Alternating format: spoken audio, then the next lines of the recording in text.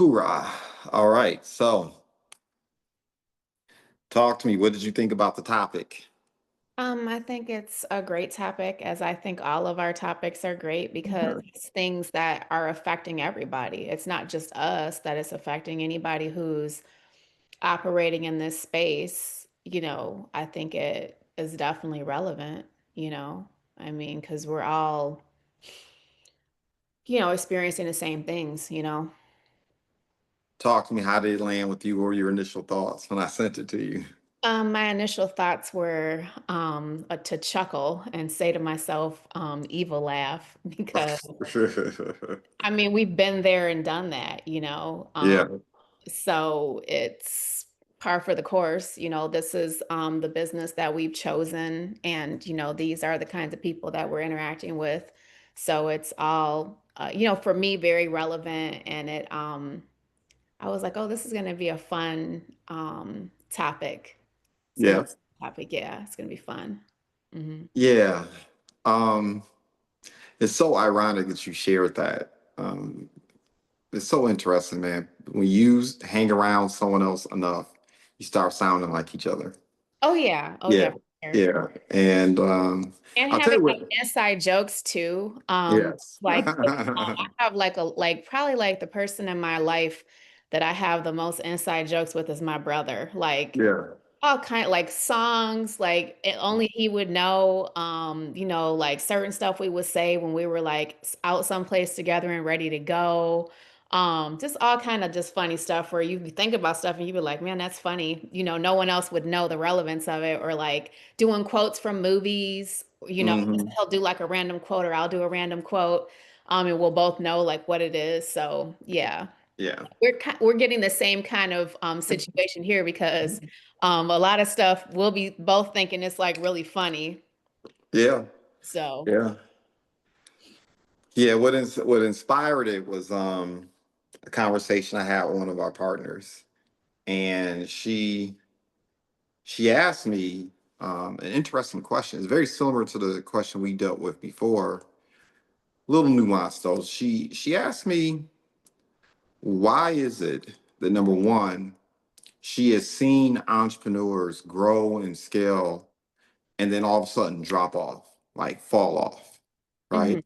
So you'll see them go from 0 to 60 or 0 to 100 or 0 to 150, 200, 500, you know, a million. We've seen it with many of the partners that we've worked with over the past, and then they just fall off. And then the other question she asked, which I thought was very interesting as well, was, how do you deal with the fact that you work with individuals and at some point in time in a relationship, aliens may abduct them, right? Okay. You'll build teams, you'll build relationships, and you think you solid, and all of a sudden you look up and that person has checked out, right? Mhm.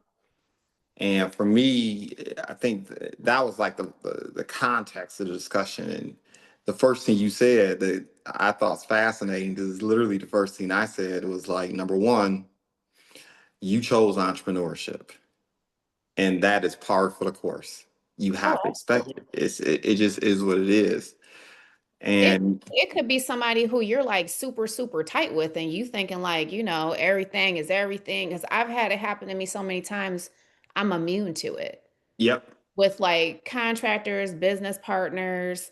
I'm thinking of several off the top of my head where like, and even like, especially on projects where like contractors have literally like left me for dead, like, just straight, like, just, abandoned the project, stole materials, bad mouthed me, like Hmm. stole my crew, all kind of stuff where you be like, oh my God, like, okay, Yeah. just gotta take it in stride and be like, all right, I gotta pivot, I gotta regroup, I gotta call in my B team, Yeah. I gotta figure it out. It is what it is. It's not funny at the time. I'm laughing at it now because it's happened so many times. All I can do is laugh. Yeah. But it's definitely not for people who are mentally weak. You have to be very strong. You have to be Yeah. very strong, and you have to be non-emotional about it. That's number one. Um, Yeah. you have to be non-emotional about it, and you just have to pivot and move in a different direction and still accomplish your goals, Yeah. and even like with PPLSI, like I believe it was Darnell Self, he was talking and he said he had like 20 ring earners that just quit on him. And I was Yeah. like, damn, like that would be so devastating, because of like the ramifications of it all. And he was like, he just kept going, kept building, kept moving forward. He didn't let it destroy his mental state. He just, kept going. That's all you can do, you know? Yeah. So, Yeah. I think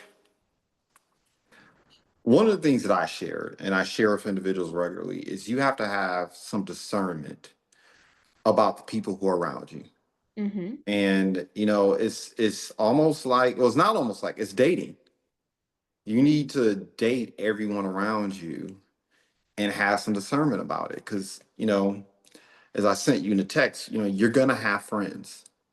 You're gonna have long-term relationships. hmm But you also have to be able to discern individuals who are fair weather friends, where they're just there only when things are good. You got to recognize that, right? Some people can't take the pressure. Some people can't take the responsibility. Some people can't take the heat. We're not all built the same, right? You're going to have commission ships where the only time people are around, the only reason they're at the table is because there's a financial benefit. There's commission or compensation, Makes right? sense. Yeah, absolutely. Um, you're also going to have people around you who I mean, it just is what it is. I kind of said it already, fair weather friend. I guess seasonal would be the same hmm because it's just, people only around for certain seasons and then they're out. And then, my favorite, or not my favorite, but I think the one that's sometimes the most fascinating and that will get a lot of entrepreneurs caught up is not recognizing frenemies who are in your midst, right? Oh, I agree. Yeah. Yeah. And even to take it a step further, like when you said like the seasonal friends, like even with contractors, I call them seasonal workers. Like, they call, they want to get some money, they working good, Hmm. and bam, you don't hear from them for 2, 3 weeks. And you Hmm. oh well, what happened? Did you get into a car accident? It's crazy, Yeah. And what I find, well, because a lot of my experiences are with contractors, is that a lot of times when that happens and someone falls off or changes their pattern of behavior, there's usually a vice involved. Like with the seasonal workers, a lot of them like Mm. to partake in spirits and other extracurricular activities, whether it be gambling, women, um, drinking, other party flavors, whatever. There's usually a vice involved as to why they're unable to be consistent with their work, or whatever the case may be. So Yeah. yeah. The other thing that I think, see, I didn't do something I was supposed to do. Give me 1 second, because this is going to keep happening. Okay. I got to turn that do not disturb on. But I think the other thing that what I also shared is this, right?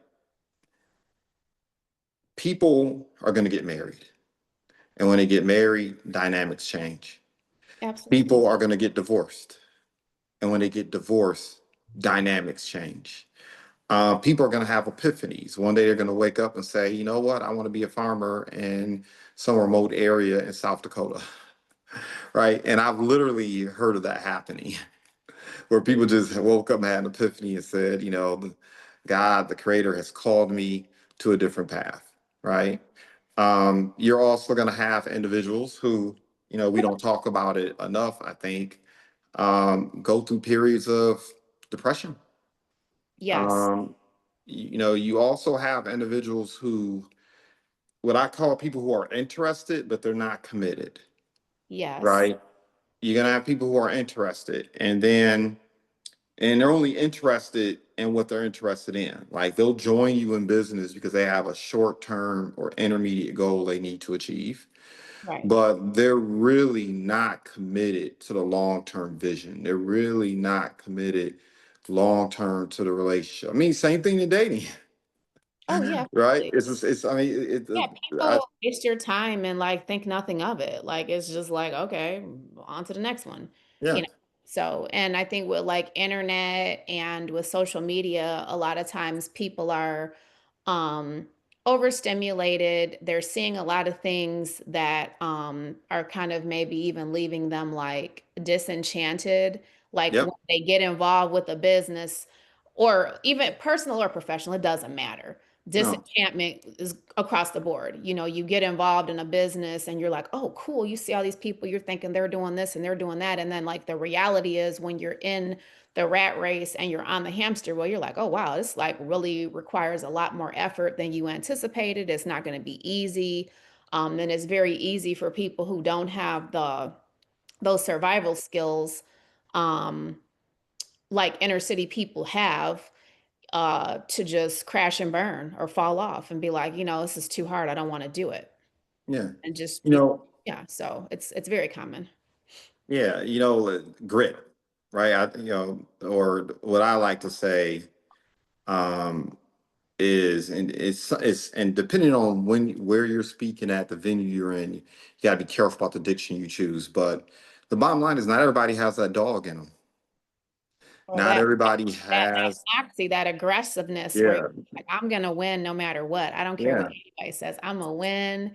And that's just gonna be that. Yeah, I think you have yeah, to have a little bit of rebellion in you too. You have to be a little bit of a person who's rebellious and wants to do things a certain way. Like it's so easy to just fall in line and, do the regular 9 to 5 and, everything's easy, because a lot of us who grew up in certain time era, like you were taught, like, oh, you just get a good job and, everything will fall into place. But like the way that it is now, that's not reality. Like there is mm, no good job to get, and everything's going to fall in line. Like if you're not out here hunting and gathering for yourself, then you're probably not going to eat. yeah, So, yeah. yeah. The other thing is, uh, entrepreneurs really need to take into account and be able to discern too. And you find this, it's funny you mentioned the street people, right? Or just use that. Or people who are getting it out the dirt, as I like to say. Yeah. The issue that you're going to run into sometimes when you partner with people who are accustomed to getting it out the dirt is, when you are in that survival mode situation and you're dealing with other people who are in survival mode, the attitude is, I got to get this for myself. I can't trust, or I can't believe, or because all my relationships are temporal, right? People are coming and going, right? Mm-hmm. When those situations occur, it is hard for people to understand how to work with other people. I I've had a couple partners over the last, I want to say, 7 years, where I first met them and they were questioning every move that I made. Didn't trust that I was going to follow through on A, B, C, and D, or um, we're always looking to see if there was some type of angle, or whether somebody was trying to take advantage of them or run game on them, put them in the trick bag, all that fun stuff. And I remember just how frustrating it would be to deal with those people, because you can't move fast when there's distrust. Things don't go smooth when there's distrust. There's always hiccups. There's always taking a pause, explain this or explain that. It's like, it's very similar to not only dating, but when you decide to marry someone, man, if the values and the principles, and I'll just leave it there. Yeah, if your values and goals are given, but if your values and principles aren't congruent and you don't have trust, it's like anything else. I mean, a basketball team can have the most talented players in the world, but if they don't trust each other to do what they're supposed to do, play their position, and they don't trust that people are going to execute a certain type of way, they can easily be defeated by a team with far less talent. And when you're dealing with entrepreneurs who've been accustomed, once again, surviving and getting out the dirt, there's a mindset that's required to survive. But you know what? There's a different mindset that's required to thrive. And Absolutely. you can go faster by yourself, but you go further when you understand how to work within a team, within a framework, right? Um, and I've seen that detonate entrepreneurs. The other thing that you have to be cognizant of, I think, when you talk about these different relationships you have, and this is what I shared with our partner, and I was like, look, I embrace the hardships that I've gone through. I would not repeat them.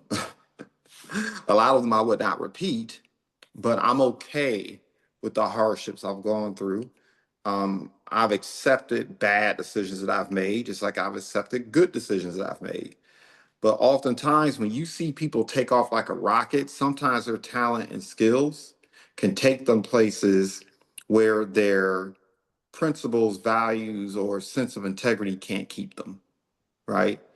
And it's like, what I told her is, I'm glad you are having these problems because that means you are going to be able to help more people. Someone who's never gone through some type of addiction, someone who has not gone through some type of relationship hurdles or struggles, someone who has not gone through some type of family strife, someone who has not gotten it out the dirt before, someone who has not struggled in their faith or their sense of spirituality, someone who has not struggled in these areas.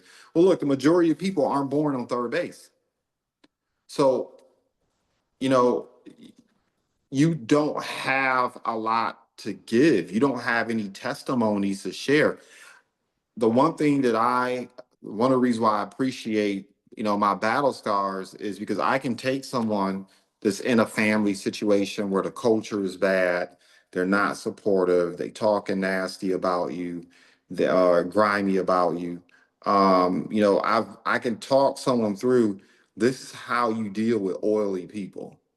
You know what I mean? I can talk someone through, even though I haven't had the thank God, some type of drug addiction or anything like that. But I'm idiosyncratic. I have my certain addictions to certain things, behaviors, activities back in the day that I've since dispersed. But I know how to come out of those things. I know how to break bad habits. I love the fact that I can sit down with someone who, quite frankly, is going through a divorce or going through some type of relationship strife, and I can say, "Look, I know the wrong way to do it. I know the right way to do it." Right? And that's what I share with her as well. It's like in these relationships that you have, it's easy to get caught up comparing yourself to other people. And not necessarily being envious, but you start feeling some kind of way about yourself too in relationship to other people. And your frenemies, they'll take advantage of that. The frenemies, they can't wait to go out and broadcast your weaknesses, broadcast your deficits, broadcast your failures. It's like, and it doesn't always have to be so overt. It could be covert, right? They're having conversations instead of speaking well of you when you're not in the room. As soon as you're not in the room, they start tearing you down, right? Oh, Um, absolutely. Or and even just like a underhanded, like I call it the sneak diss. yes, Like oh, Adrian, how's your little construction business going? How's your little real estate business going? Are you still doing your little projects in the ghetto? Like that. oh Yeah, like yeah, that. And I'd be like, you know what? As a matter of fact, I am. Want to come by and look at one of my projects? I mean, so yeah, that's like the sneak diss, yeah, like basically um, you know, talking down to you, but with a smile on your face too. yes, Nice, nasty, like passive aggressive. yeah, A lot of people don't even realize that that's a thing because they're so used to doing it. yep, They don't really know that it's a real thing that happens, especially professionally and personally too. yeah. Is that background noise? Is it drowning me out at all? No, I don't hear any background Okay, noise. good. All Do right. I have any background noise? No. Okay. So, you know, so I guess as a solution, what I shared was this, right? I use my terrible coffee habit as an example, right? Anyone who knows me, I know it's a waste of money. I know I shouldn't do it, but I will occasionally go to Starbucks still, right? I'll go and pay $20 for the super mocha something latte, right? And Mhm. what I share with her is, look, if you, for those who go to coffee shops like that, particularly Starbucks, and even I'm beginning to see it happen more frequently with the managers at Panera Bread. If you walk into a coffee shop like a Starbucks or Panera Bread, if the manager is in the dining area, 9 times out of 10, they're in the dining area interviewing people. Yep. That's what they're doing. They're not serving behind the line. They're not doing the things that people would typically expect a manager to do. They're interviewing. And if you think about it, most Starbucks might have 6, 7, 8 people on staff, right? They might have that rotation. And a person would think, well, why do you need to be interviewing 20 and 30 people a week when you only have a position for 8 people? And the reason being is that manager knows, once again, people get married, they move, they go to school, they drop out of school, all these different life things happen, and they need to be constantly interviewing. So when someone transitions, put it that way, out of the position, they have someone to fill that spot. And I think something that entrepreneurs sometimes forget about is, yeah, you need to always be recruiting your friends before you need them. You need to always be developing relationships. You need to always be in a situation where you're recruiting or trying to aggregate more talent around you because of the transient nature of the relationships that we have with people, right? And Absolutely. and really, you just have to accept that. That's the only solve, right? I mean, yes, personal development, yes. Um, Having familial events, yes, that works. Recognition works. You know, babies cry for it, men die for it, right? Um, all these different things are required, but the bottom line is you have to be ready and accepting the fact that you need to be constantly reinventing the circle around you. And if you're not doing that, you know, you're going to catch that L. Because you can give someone golden handcuffs, at least what you think are golden handcuffs. It could be the relationship, could be the money, it could be any number of those things. But once again, lives and people's priorities change and their goals change. And you're And not, their health oh changes. my gosh, we didn't even talk about Yeah. that. Well, I Yes. mean, I feel like that's a real thing because I shared with you that that's something that's going on in my network. Yep.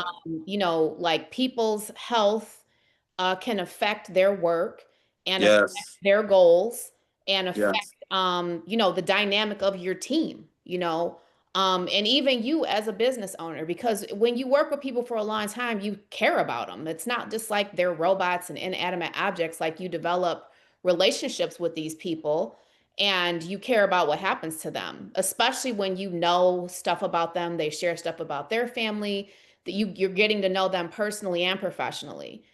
So health for sure, like that would be at the top of the list because Oh my goodness. there's so many things that can happen to a person's health. Yep. Mm. And literally, to me, very, very much, I believe and live by the fact that your health is your wealth. Mental health, physical health is so super, super important. Yeah. Yeah, and it can definitely affect um your team. It can affect the dynamic of your team. It can affect how they work, what they're doing, what they're able to do. Um, Yeah. so it's super important to take that into consideration too. Like you said, you always have to be recruiting and thinking about the next step or the next, person you're bringing on the team.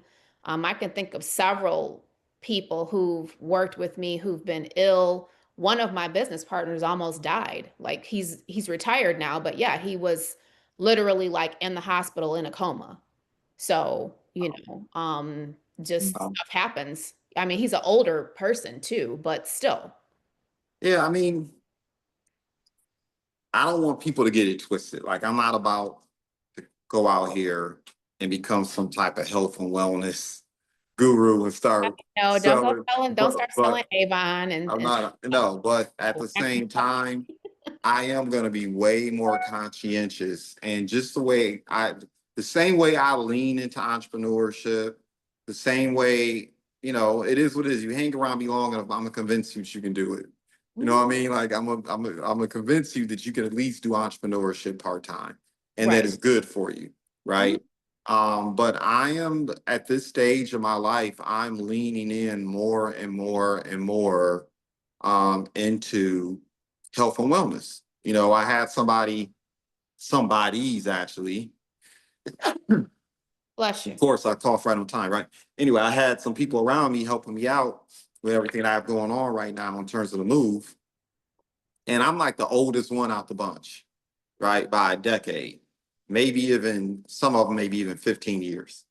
Mhm. And I was sitting back watching, right? As I was carrying furniture and stuff up and downstairs, and I was watching them do it. And I was like, man, how am I 10 and 15 years your senior? And I'm more Running circles mobile. around him. Running circles around him. Oh my God, man. It was even getting frustrating. I was like, how do I have more? And I Stick. don't think yeah, I don't think entrepreneurs understand this. You know, and I'm not trying to quote unquote, what do they call it, fat shaming or anything like that. But I Yeah. tell people, look, imagine how much, one of them, I looked at him and I'm like, the guy probably weighs 80 pounds more than me. Mhm. And it's not like I'm a lightweight. I'm slim, but I ain't a lightweight. I'm a 200 plus pounder. And I was like, bro, I want you to go over there and pick up that weight, or go pick up that brick that I used to use to curl, stay in shape when I didn't have time to get to the gym. And I said, I want you to imagine what it would be like if you had that on your back all day long. And he said, man, it would be terrible.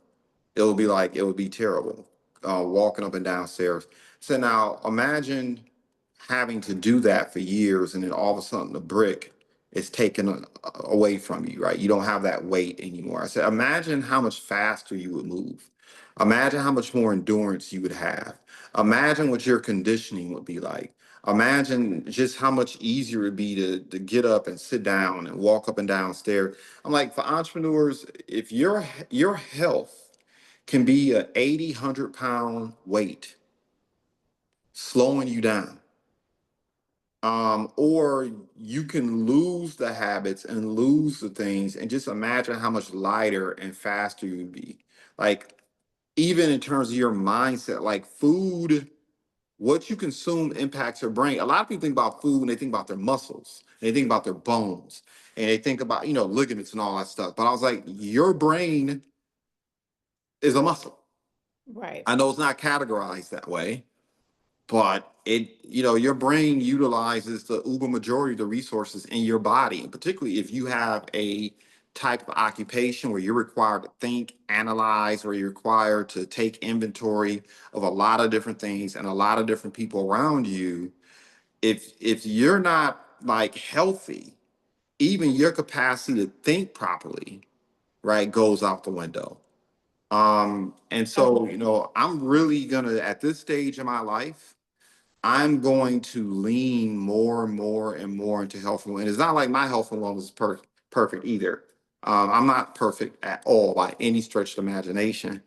But even still, with that being said, I'm just like, man, like, I was just looking at people, a good hour into the move, and they gasping, gotta sit down, and you know, gotta keep taking breaks. And I was like, no, man, we about to finish this today. We about to get this. I'm going up and down these stairs as quickly as possible, and look, all that stuff. So I think that's so important. And yes, it does impact relationships, because for me personally, I tell people all the time, I'm not gonna stop for you. I'm not even gonna slow down for you. What I'm gonna do is I'm gonna reach behind me and I'm gonna grab you by the hand. And you got a choice at that point. You gotta catch up, or you gotta grab my wrist and hold on and run at my pace. Right. And when you are having certain types of issues in terms of your health and wellness. And I'm not just even talking about physical. I mean, people say, I don't know what they say. I don't like to use certain terms. I like to say the word mental fitness. Okay. When you are less fit mentally, either because of the people around you, and this goes back to, our topic, right?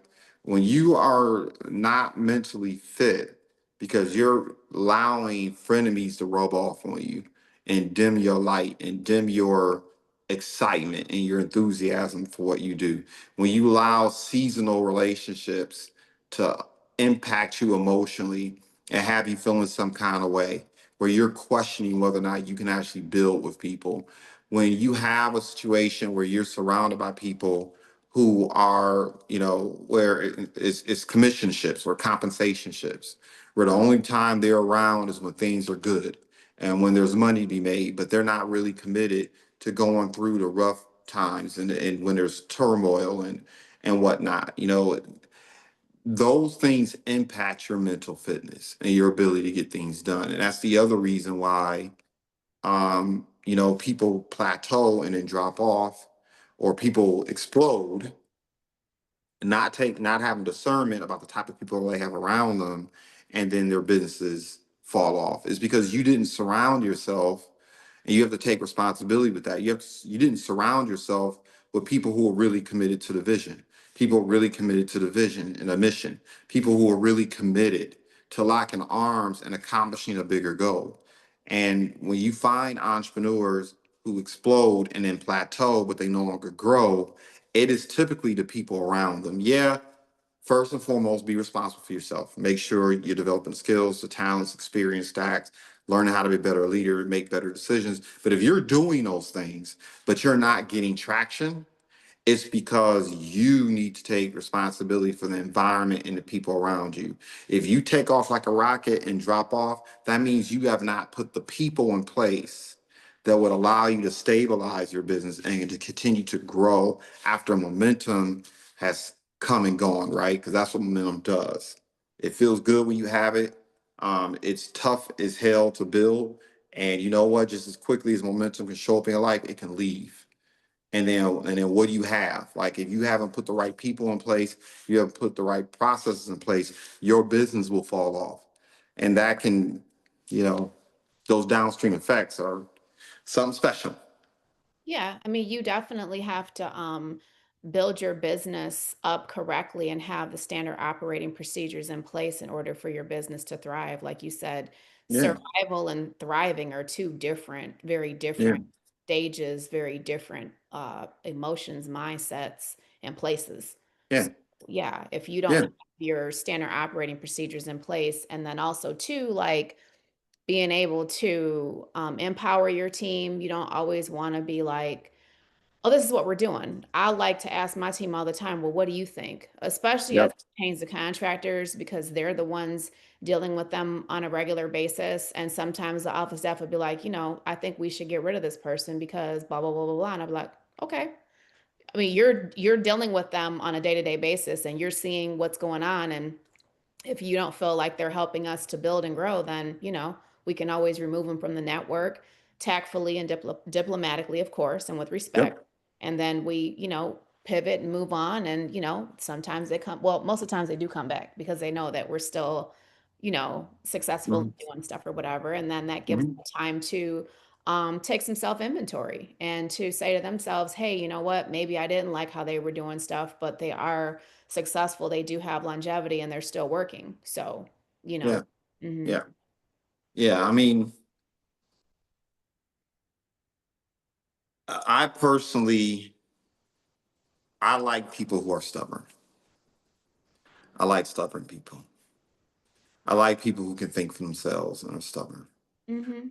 Obviously, I like people who also know how to collaborate and know how to play their position and think about, you know, how do I contribute to whether, as opposed to what can I take from the situation or take from the team, or how can the team just benefit me?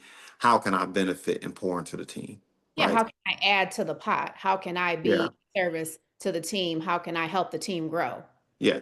Yeah. And I look for people who are stubborn because I know this about stubborn people because I'm stubborn.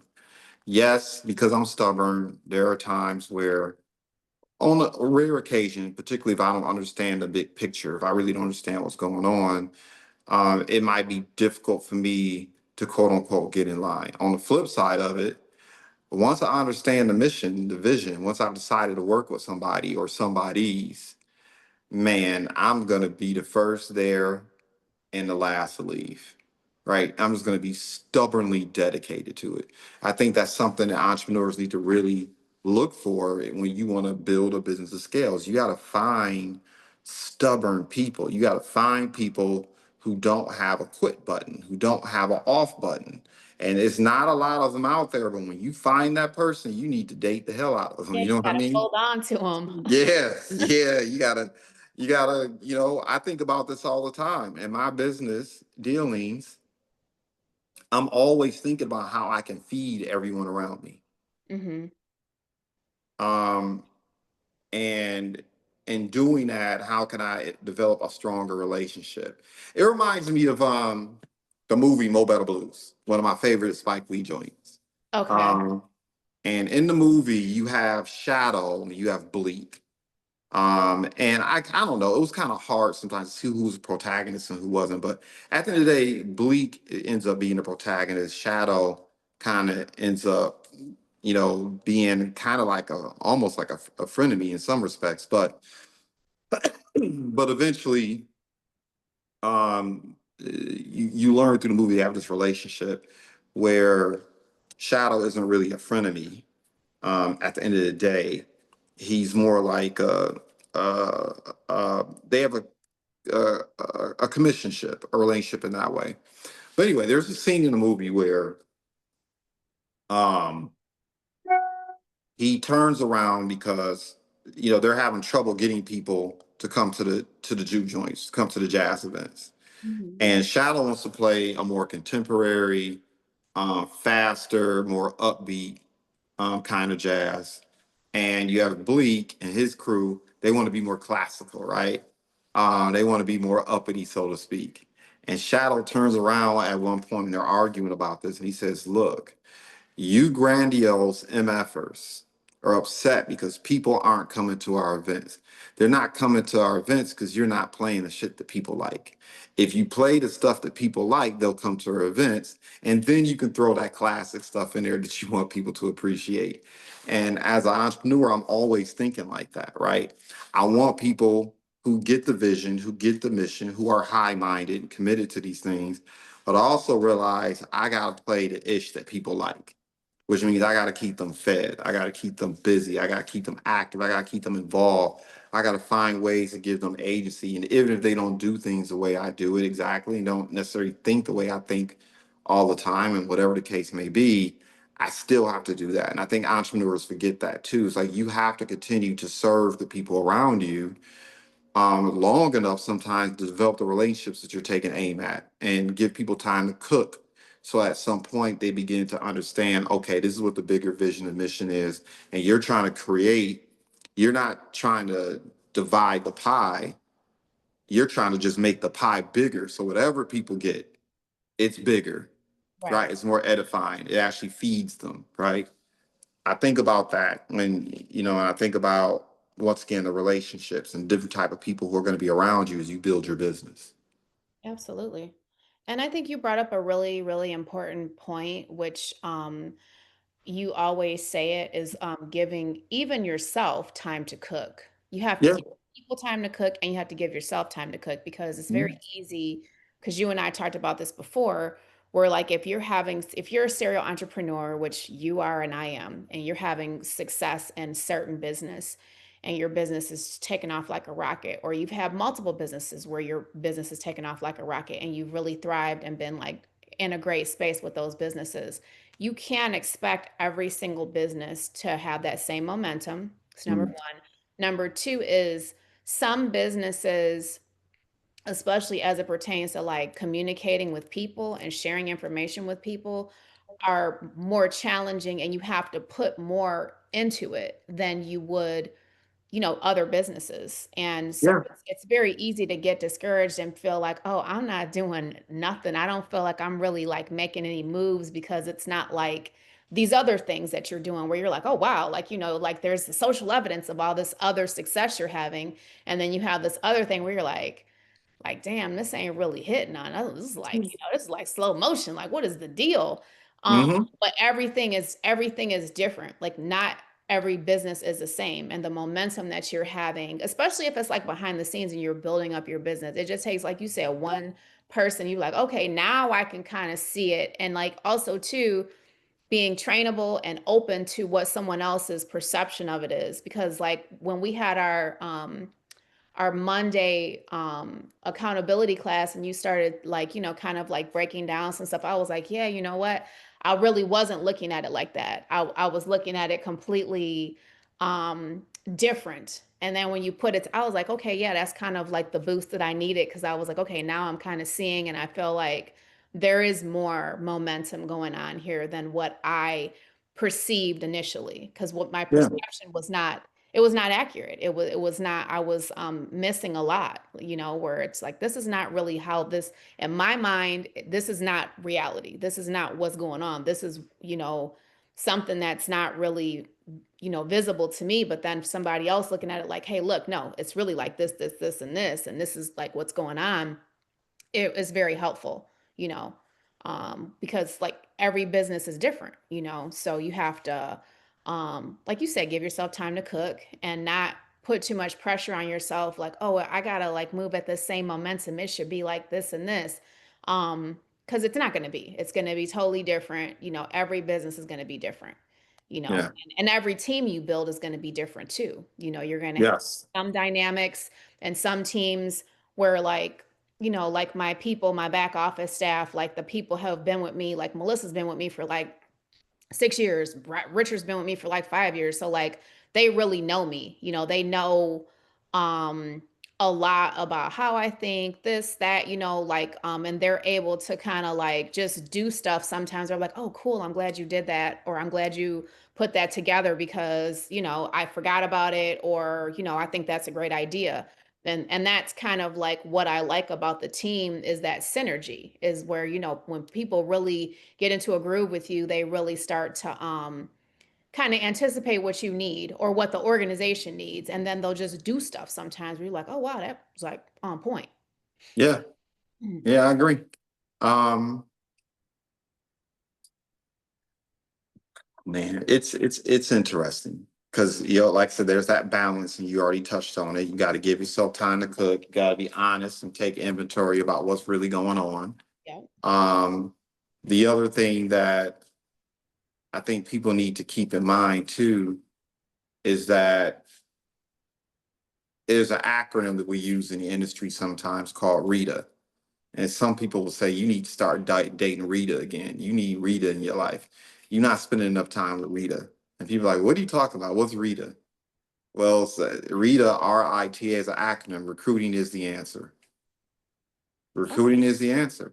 I tell people all the time, particularly if you are in a tough situation, it's like, okay, you don't have a vehicle, recruit somebody who has a vehicle. You don't know how to sell, recruit somebody who knows how to sell. Um, you know how to sell, but you don't have the technical expertise in a certain area. Well, recruit that person, right? You are a visionary or you're creative and operation isn't your thing. Recruit that operations person. You're an operations person, but you don't know how to sell. You don't know how to convince. You don't know how to lead with enthusiasm and inspire people. Well, then you recruit the other person who does, right? I think about that even now with it's so ironic we're having this conversation. I'm thinking about this now, even with my wholesale business. It's like I know what I'm good at. It's interesting enough how skills really do transfer. Like I'm really good at painting a vision, creating a framework, and really getting people focused on the outcomes, regardless of what the task or goal or objective may be. On the flip side of it, which I think is interesting, like I've really grown and developed a lot over the years, so much so. But I find myself also very effective at um, the minutia, right? Identifying the deal, identifying the arbitrage, having a really good ideal in terms of identifying people's goals and helping them stay on track to meet their goals. So whether it's to flip a property, whether it's to hold a property, whether this type of finance is required or not, I've gotten like more effective at that. However, at the same time, um, I'm not afraid to go to someone and say, "Hey, I need you to do this because I'm about to f it up." I know I am. I can smell it. Like it's about to be a problem. Um, that's part of the reason why I contacted you on that one deal. I was like, with everything I got going on now, I It's need easy somebody. to make a mistake. Yeah, it's easy Yeah, to make a I'm mistake. gonna. I know I'm gonna overlook something, Hmm. right? And of course, I did overlook some things, which is why I gotta resolve those things when we get done here. Right. But if you didn't bring that to my attention, I just would have been at the table looking like, you Well, know, no, it would have never even got there because you had to get from point A to point B. You know what I mean? Like yeah, everything has to be aligned. So that's why I was like, okay, let me, yeah, remind him about that or whatever. That way, everything runs smoothly. And then that other entity, they just the best way I can describe it is they just move to the beat of their own drum. Like anytime I've had a transaction with them, and I've had many, it's just like, okay, so basically it's just like a bureaucratic circle jerk, and people are very slow. There's yeah, a lot of turnover, and they know me because I'm very I like to communicate. I'll be like, hey, just following up on such and such. I know they'd be yeah. like, oh my God, like, girl, stop. Like, oh, hey, I just left you a message. I texted you and I called you. I just, figure it out. What are we doing? Yeah, Like, oh my yeah. God, this lady here, like, geez. But sometimes, the squeaky wheel gets the oil. So, Not sometimes. yeah. Yeah, But yeah, with that particular organization, that's exactly how they operate. Nothing is urgent. Okay, nothing. It's no urgency anywhere in sight. Um, and that's just how they roll. And you'll just be like, okay, this is special. yeah, So, so yeah. I always prepare people for, because in a normal situation, you're thinking everyone wants to execute quickly, effectively, and efficiently.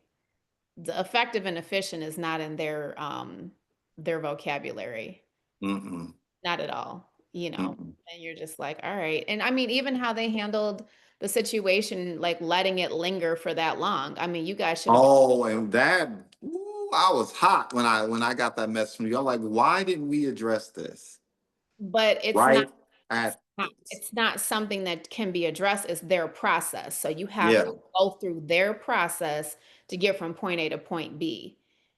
So that's the thing, is it's their process. It's what they put into place. So even when you mhm. have everything all set up, like, hey, I sent you over this, I sent you over that. I've had plenty of transactions that were at this point right now, and you just keep on emailing, like, hey, what's going on? I mean, I know it's Friday. Like, I mean, can we, can we get some motion in the ocean here? You need me to come down there? You need me to bring you lunch?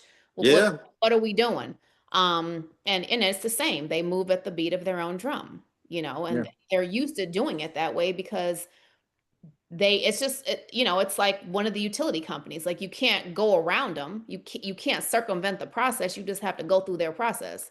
It's yeah, like dealing with, like I said, some of the utility companies where you're just like, oh my God, this is like very unorganized here. You're like, yeah, what's going on? And they're just like, oh well, that's just how it is, and you're just like, okay, that's not really the answer I was looking for, but okay. yeah, yeah, So yeah. Well, look, um, I'm getting phone calls from both ends, from the client and the title company. So I know I need to hurry and jump off and deal with them. okay. And I need to finish my own personal project here. Okay. But um, man, Send that stuff over so I can send it to him so that we can, at least check that off of our list. yeah, I'm gonna take care of it shortly.